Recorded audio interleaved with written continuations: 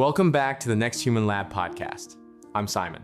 You know, there are moments in life that don't seem big on the surface, but they hit you deeper than expected.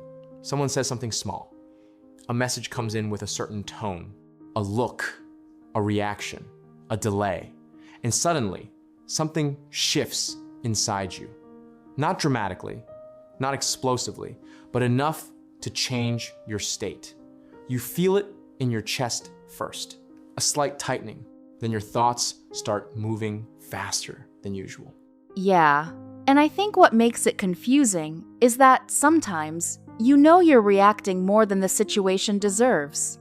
Like part of you is aware this is not a big deal, but another part of you is already activated, already emotional, already thinking, and there's this strange split between awareness and reaction, and that's what makes it frustrating. Exactly.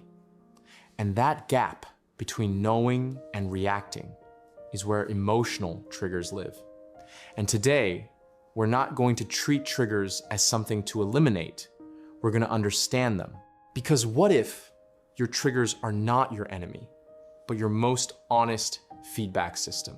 That's interesting. Seeing triggers as feedback instead of problems changes everything. In the last episode, we explored why you feel weak under pressure. And we realized something important, that what feels like weakness is often just your system reaching its current limit. Today, we're going one layer deeper. Because even when you're not under pressure, something else can take over. Your emotional reactions. And if you don't understand them, they can quietly control your behavior, your decisions, and even your relationships. Yeah, because triggers don't always show up in big moments. They show up in conversations, in tone, in subtle interactions, and sometimes they affect how you see people without you even realizing it. Let's start with something that might change how you see everything. Most emotional triggers are not about what's happening right now. They're about what it reminds you of. So when something feels intense, it's not just the moment itself, it's connected to something deeper. Exactly. Let's take a simple example. Someone replies to your message a bit shorter than usual. Objectively, it's nothing. But internally, something reacts. You start thinking, are they upset? Did I say something wrong? Now pause here. Is that reaction coming from this one message? Or is it connected to previous experiences where tone meant something negative? That's true, because the reaction feels immediate, but it's actually layered. Exactly. Triggers compress time. They take past experiences and bring them into the present moment instantly. And if you're not aware of that, you think you're reacting to now, when you're actually reacting to then. So we're basically living inside this echo of previous moments every time we feel triggered? Now here's something important. Your trigger is not trying to sabotage you. It's trying to protect you. Protect? From what? From repeating a past experience that felt uncomfortable or unsafe or emotionally heavy. Your mind learns patterns like this. Last time this happened, it didn't end well. So the next time something similar appears, it reacts faster. It becomes more sensitive. Not because you're weak, but because your system is trying to prevent pain. That's such a different way to look at it. Triggers as a protective mechanism, not a flaw. Here's where things start to shift. The trigger itself is not the problem. The problem is when you're unaware of it.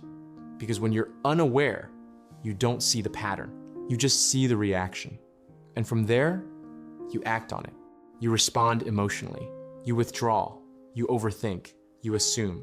And all of that feels justified in the moment. Yeah, because when you're inside the trigger, it feels real. It doesn't feel like a pattern. It feels like truth. Exactly. And that's why awareness is everything. Because the moment you see the trigger, you create space. And in that space, you have choice. So the first step is just seeing it, not even changing it yet, just noticing. Now here's where it becomes powerful. Every trigger points to something inside you that is still sensitive. Not wrong, not broken, just unprocessed. So instead of asking, why am I like this? You start asking, what is this showing me? Exactly. Because your triggers are not random, they're consistent, they repeat. And in that repetition, there's a pattern. Maybe it's feeling ignored, feeling misunderstood, feeling not valued, feeling not in control.